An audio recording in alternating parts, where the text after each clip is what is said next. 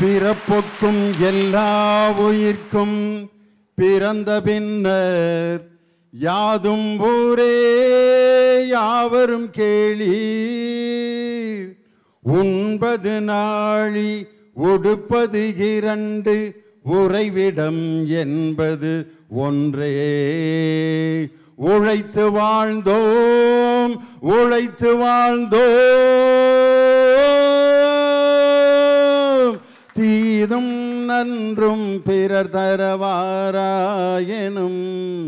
நம் மொழியே நம் பொன்னொழியாம் போரை புறம் தள்ளி பொருளை பொதுவாக்கவே அறிவு வழி காட்டும் அன்பு மொழியாம் செம்மொழியான தமிழ் மொழியாம் செம்மொழியான தமிழ் மொழியாம் செம்மொழியான தமிழ் மொழியாம் செம்மொழியான தமிழ் மொழியாம்.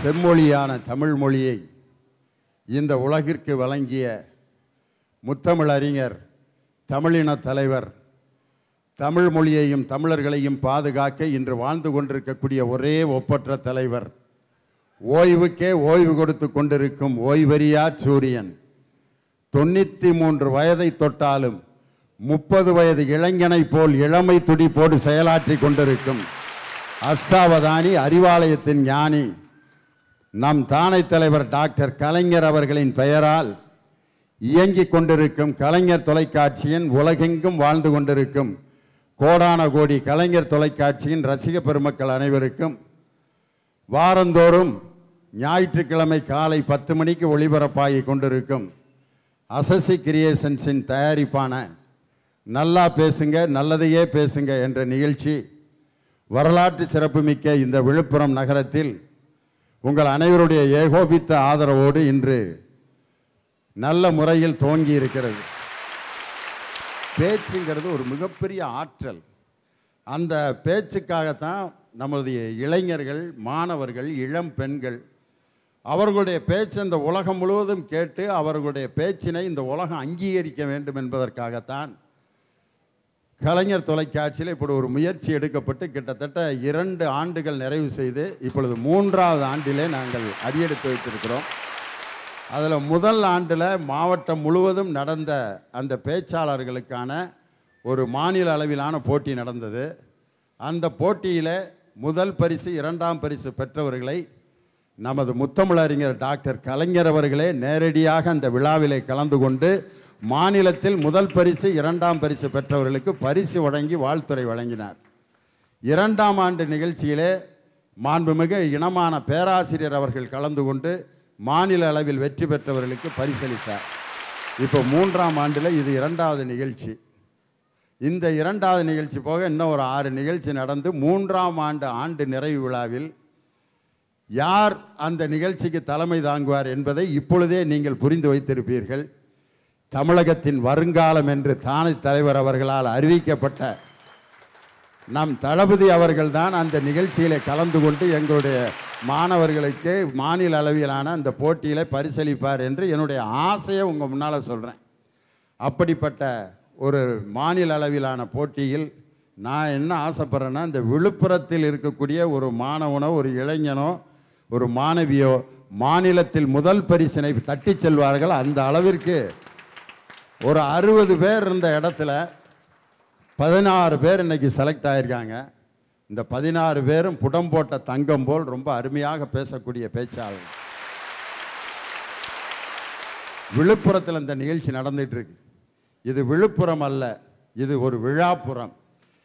ஏன் இதை விழாப்புறம் என்று சொல்கிறேன் என்றால், எதற்கும் விழாமல் எதற்கும் பணியாமல் இருக்கின்ற ஒரு சுயமரியாதைக்காரருடைய தலைமையில் இயங்கிக் கொண்டிருக்கக்கூடிய விழாப்புறம். குறிஞ்சி பாட்டு எழுதிய கபிலர் வாழ்ந்த இடம். அதே மாதிரி திருக்கோவிலூர் உலகளந்த பெருமாள் கோயில் இந்த திருக்கோயிலூரில் இருக்குது. அதைவிட வீரம் செறிந்த செஞ்சி தேசிங்க ராஜாவின் பெருமையை காட்டக்கூடிய அந்த ராஜா கோட்டை, ராணி கோட்டை என்று கம்பீரமாக அந்த பெருமையை நிலைநாட்டி கொண்டிருக்கக்கூடிய செஞ்சி கோட்டை, அது மாதிரி பல சிறப்புகள் உள்ள ஒரு அருமையான ஊர். உலகத்தில் ஒதுக்கி வைக்கப்பட்ட இனம் என்று சொல்லப்பட்ட அந்த அரவாணிகள் என்று பெயரை கொண்டிருந்தவர்களுக்கெல்லாம் திருநங்கை என்று பெயரை வைத்து அவர்களுக்கு ஒரு மாபெரும் கௌரவத்தை கொடுத்தவர் முத்தமிழறிஞர் டாக்டர் கலைஞர். அவர்கள் வருடந்தோறும் கூடி விழாக்கள் கொண்டாடுகின்ற கூத்தாண்டவர் கோயில் இதே விழுப்புரம் மாவட்டத்தில் தான். அவர்களுக்கு கூட ஒரு மகிழ்ச்சியை தருகின்ற இடமாக இந்த கூவாகம் என்ற ஊரில் இருக்கும் கூத்தாண்டவர் கோயில். இப்படி பல சிறப்புகள் இருக்கிறது விழுப்புரத்திற்கு.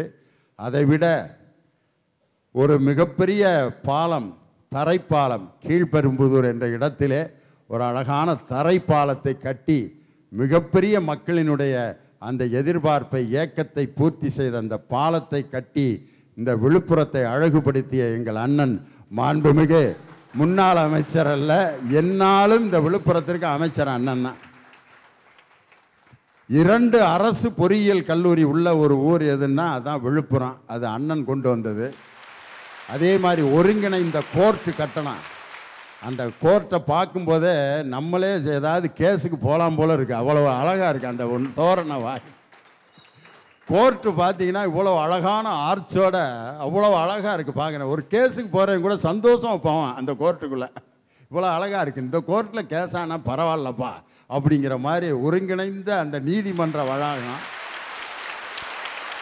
நாட்டில் களையப்பட வேண்டியது ஜாதி மத மோதலா, பணத்தின் மீது காதலா, அல்லது அதிகார போதையா?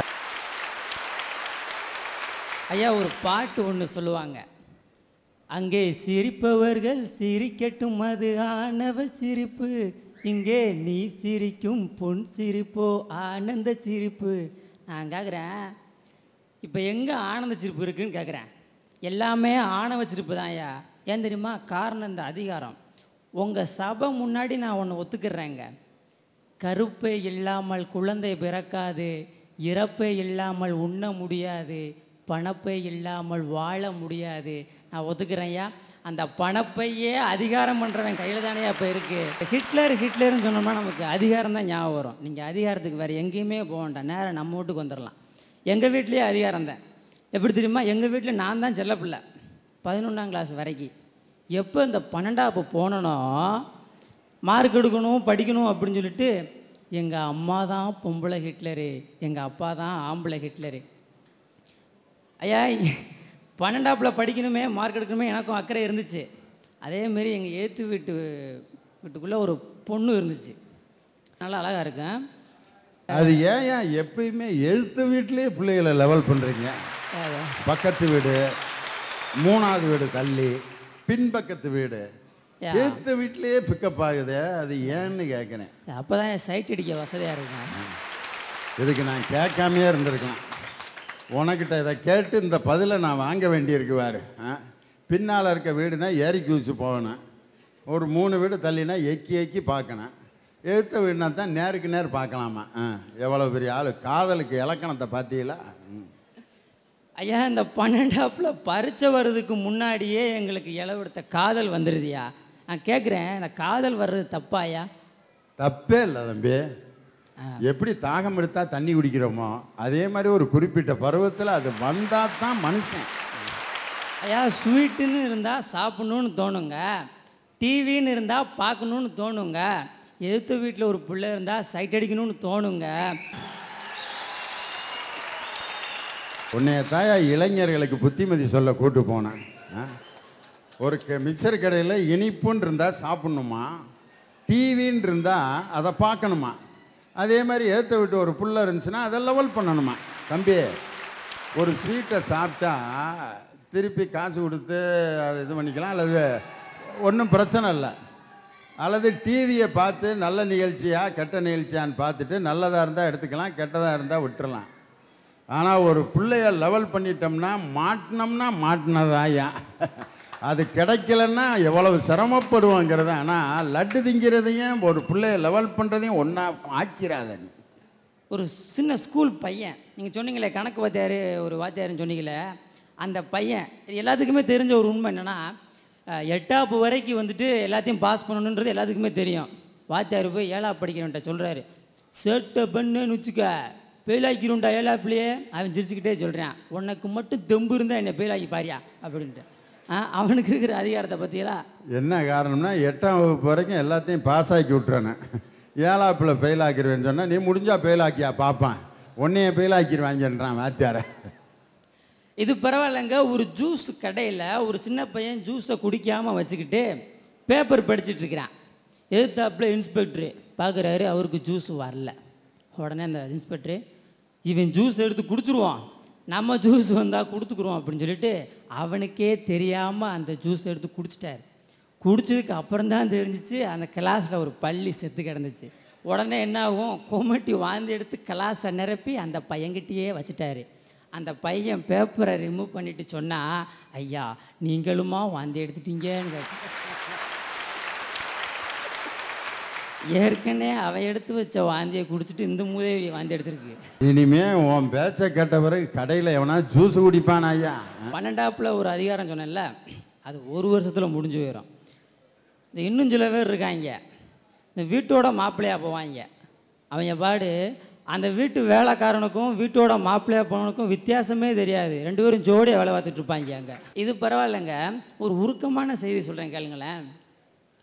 பொண்டாட்டி செத்து போயிட்டான்னு சொல்லிட்டு புருஷங்காரே 2ஆம் தரமாக ஒரு பொண்டாட்டியை கட்டிக்கிடுவேன்.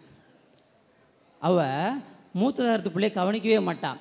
2ஆம் தரத்துக்காரன் பிள்ளை வந்து பிள்ளை பிறந்து அந்த பிள்ளை வந்துருச்சுன்னு கொண்டு வர தீனியை பிள்ளை அவகிட்ட கொடுத்து மூத்த தரத்து பையன் அப்படியே ஏங்கி நிற்பேன், நமக்கு ஒன்று கொஞ்சம் தர மாட்டாளா அப்படின்னு சொல்லிட்டு. இதில் என்ன ஒரு உருக்கமான விஷயம் அப்படின்னா, அப்பங்காரன் உள்ளே வருவான், புருஷங்காரன் வந்தோடனையும் அவள் ஓடி போய் அந்த முகத்தாரத்து பிள்ளை வாயை தொடப்பா பாருங்க. அப்பயே புரிஞ்சுக்கிடுவேன், நம்ம புள்ள பட்டினி, அவன் நல்லா நீட்டாக கொடுத்துட்டா அப்படின்னு. ஓடி போய் தீமண்டை வாங்கிட்டு வந்து கொடுப்பாயா. அப்போ அந்த பையன் பரிதாபமாக கேட்பாயா, ஏன்பா ஆத்தா இல்லைன்னு சொல்லி நீ கல்யாணம் பண்ணியே, இப்போ எனக்கு ஆத்தா வந்து நான் இங்கே அனாதையாக இருக்கேனேப்பா அப்படின்னு கேட்பான். அவள் பண்ணுற அதிகாரங்க.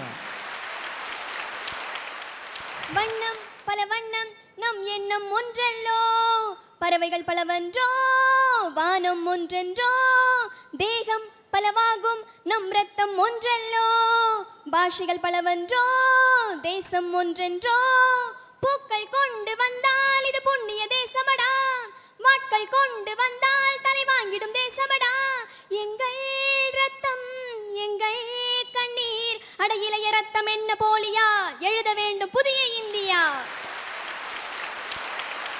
ஐயா, இதுல இருந்தே தெரிஞ்சிருக்கும் நான் எதை பத்தி பேச போறேன்னு.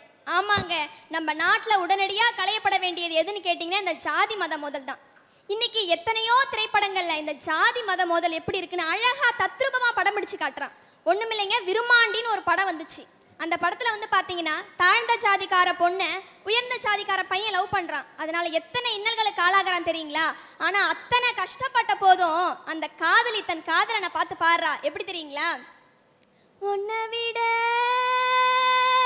இந்த உலகத்தில் உசந்தது ஒண்ணுமில்ல ஒண்ணுமில்ல, உன்னை விட இந்த உலகத்தில் உசந்தது ஒண்ணுமில்ல ஒண்ணுமில்ல, வாக்கப்பட கிடைச்சா விருமாண்டி, சாட்சி சொல்ல சந்திர வருவாண்டி, சாதிசனோ எல்லாம் வந்தாண்டி, கேட்ட வரோ உடனே தந்தாண்டி. விழுப்புரத்தில் இப்படி ஒரு குயில் போன்ற குரலா? உன்னுடைய குரலை நீ நல்லா பயிற்சி பண்ணினா கண்டிப்பாக திரைப்படத்தில் பின்னணி பாடகியா நீ வருவ. இந்த விழுப்புரத்தில் எங்கள் அண்ணன் பொன்முடியை முன்னால் வச்சுக்கிட்டு உனக்கு நான் இந்த வாழ்த்தை சொல்கிறேன். விரைவில் நீ திரையில் பாடக்கூடிய ஒரு அற்புதமான பாடகியாக வருவாய். அவ்வளோ அழகான குரல்.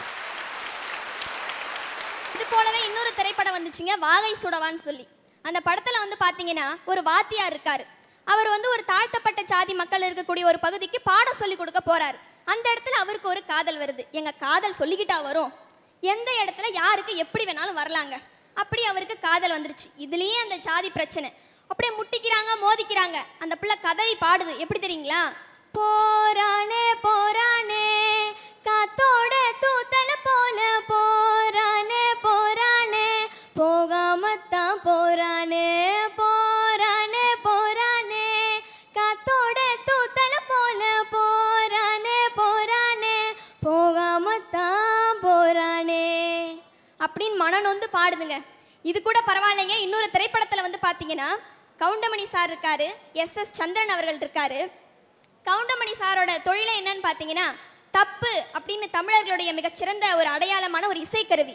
அந்த இசைக்கருவியை வாசிக்கிறது தான் அவருக்கு தொழில். அவர் வந்து பார்த்தீங்கன்னா எஸ் சந்திரன் வந்து ஒரு மிகப்பெரிய பணக்காரர் அந்த ஊரில். அவர்கிட்ட போய் சொல்கிறாரு, ஐயா நாளையிலேருந்து என் பையனை வந்து பள்ளிக்கூடத்துக்கு அனுப்பலான் இருக்கேன், அவனை பள்ளிக்கூடத்தில் சேர்த்துருக்கேன், நாளையிலேருந்து அவன் பள்ளிக்கூடம் போக போகிறான் அப்படின்னு சொன்ன உடனே எஸ் சந்திரன் அவர்களுக்கு ரொம்ப கோவம் வந்துடுது. டை நீங்களாம் பள்ளிக்கூடத்துக்கு போக ஆரம்பிச்சிட்டிங்கன்னா அப்புறம் யாரா தப்பு வாசிக்கிறது அப்படின்னு சொல்லி கேட்குறாரு.